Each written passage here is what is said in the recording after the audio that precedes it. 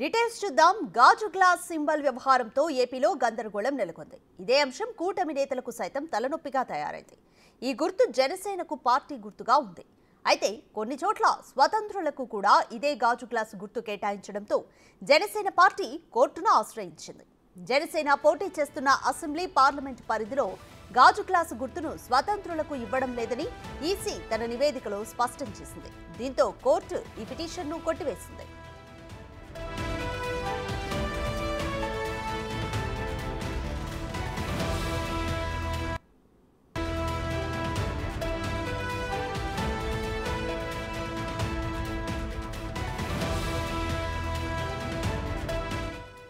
జనసేన పోటీలో లేని నియోజకవర్గాల్లో స్వతంత్ర అభ్యర్థులకు గాజు గ్లాసు కేటాయించడం కూటమికి ఇబ్బందికరంగా మారనుంది.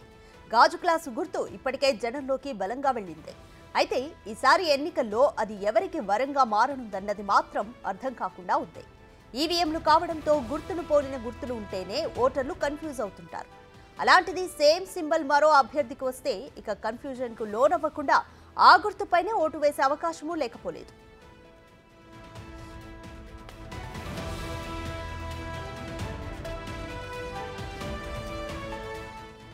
టీడీపీ అధినేత చంద్రబాబు పోటీ చేస్తున్న కుప్పం, ఆ పార్టీ రాష్ట్ర అధ్యక్షుడు అచ్చెన్న పోటీ చేస్తున్న టెక్కలిలోనూ స్వతంత్ర అభ్యర్థులకు గాజు గ్లాసు గుర్తునే కేటాయించారు.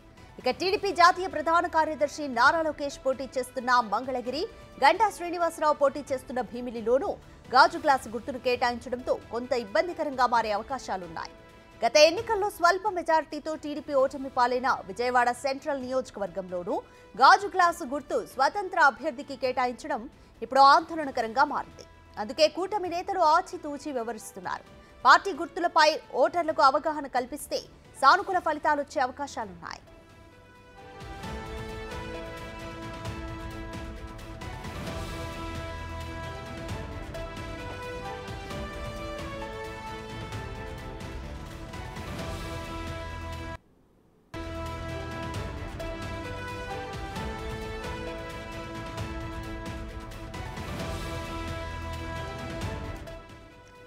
మరోవైపు జనసేన పోటీ చేయని స్థానాల్లో కూడా స్వతంత్ర అభ్యర్థులకు గాజు గ్లాసు గుర్తును కేటాయించవద్దని టీడీపీ కూటమి కోరుతోంది. ఇదే విషయమై మరోసారి కోర్టును ఆశ్రయించాలని కూటమి నేతలు భావిస్తున్నారు.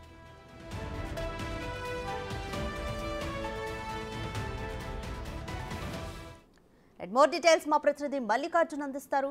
మల్లికార్జున్, జనసేన పోటీ చేయని స్థానాల్లో కూడా ఇండిపెండెంట్ అభ్యర్థులకు గాజు గ్లాసు గుర్తును కేటాయించొద్దని టీడీపీ కోర్టునైతే ఆశ్రయించింది. అలాగే ఓటర్లలో కూడా అవగాహన కల్పించాలని భావిస్తున్నారు. ఎటువంటి అవగాహనతో ముందుకెళ్తున్నారు? టీడీపీ నెక్స్ట్ వ్యూహం ఏంటనుకోవచ్చు?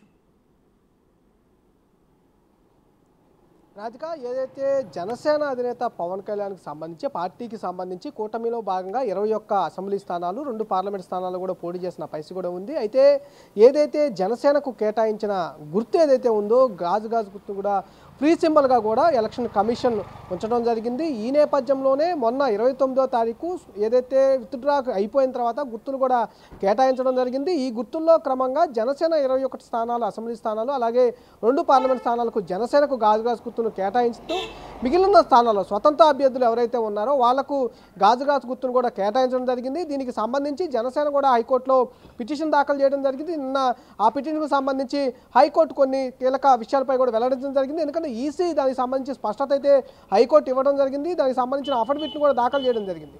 జనసేన ఎక్కడైతే పోటీ చేస్తూ ఉందో 21 స్థానాలు, అలాగే 2 పార్లమెంట్ స్థానాలతో పాటుగా ఏదైతే పార్లమెంట్ పరిధిలో అంటే పార్లమెంట్ పరిధిలో దాదాపుగా కూడా 7 నియోజకవర్గాలు అసెంబ్లీ నియోజకవర్గాలు ఉంటాయి. ఈ 7 నియోజకవర్గాల్లో ఏ ఒక్క నియోజకవర్గం పోటీ చేసినా కూడా ఆ పార్లమెంట్ పరిధిలో ఉన్న అన్ని నియోజకవర్గాలకు ఎవరికి కూడా గ్లాస్ గుర్తు కేటాయించమంటూ కూడా ఒక స్పష్టతను అయితే నిన్న ఇవ్వడం జరిగింది. ఇటు ఓవరాల్గా చూసుకుంటే కనుక దాదాపుగా 10 నుంచి 11 పార్లమెంట్ స్థానాల్లో కూడా జనసేన గాజు గుర్తు అయితే కేటాయించే అవకాశం కనిపించట్లేదు. అలాగే అసెంబ్లీ స్థానాలు చూసుకుంటే కనుక దాదాపుగా 77 స్థానాల్లో కేటాయించే అవకాశం లేదు. అంటే మిగిలిన స్థానాలు ఏవైతే ఉన్నాయో దాదాపుగా 98 స్థానాలు అసెంబ్లీ స్థానాలు ఉన్నాయి. అలాగే మిగిలిన ఏదైతే సంబంధించి మిగిలిన పార్లమెంట్ స్థానాలు ఏవైతే ఉన్నాయో దాదాపుగా 15 పార్లమెంట్ స్థానాలు ఉంటా ఉన్నాయి. కూటమి నుంచి పోటీ చేస్తూ ఉన్నాయి. ఇటు బీజేపీ తరపు నుంచి పోటీ చేస్తూ ఉన్నా కూడా అట్లాగే టీడీపీ తరపు నుంచి పోటీ చేస్తున్న స్థానాలు అయితే ఉన్నాయో వాళ్ళకి స్వతంత్ర అభ్యర్థులకు గాజు గుర్తు కేటాయిస్తూ ఉన్నారు. దీనికి సంబంధించి ఈరోజు హైకోర్టులో కూడా ఇప్పటికే టీడీపీ ఇంప్లీడ్ పిటిషన్ మొన్న వేసిన జనసేన ఏదైతే పిటిషన్ ఉందో దానికి ఇంప్లీడ్ పిటిషన్ ఇటు బీజేపీతో పాటు టీడీపీ కూడా వేయడం జరిగింది. దానికి సంబంధించి ఈరోజు హైకోర్టులో అయితే విచారణ జరగబోతుంది. దానిపై ఉత్కంఠగా కూడా ఎదురు చూస్తున్న పరిస్థితి కూడా కనిపిస్తూ ఉంది. ఎందుకంటే కూటమికి కంపల్సరీగా గాజు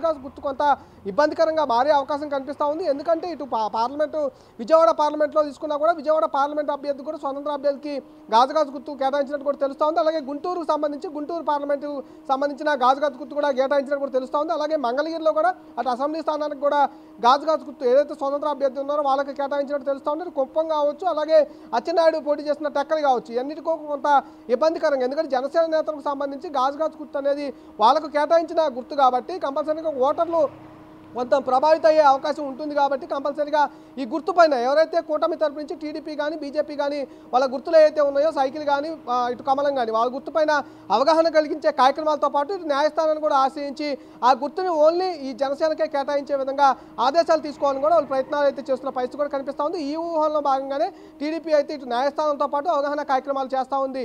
కానీ వైసీపీ మాత్రం ఎక్కడైతే స్వతంత్ర అభ్యర్థులు ఉన్నారో వాళ్ళని కొంత వీళ్ళు ప్రోత్సహించే అవకాశం కూడా కనిపిస్తూ ఉంది. Right, thank you Mallikarjun.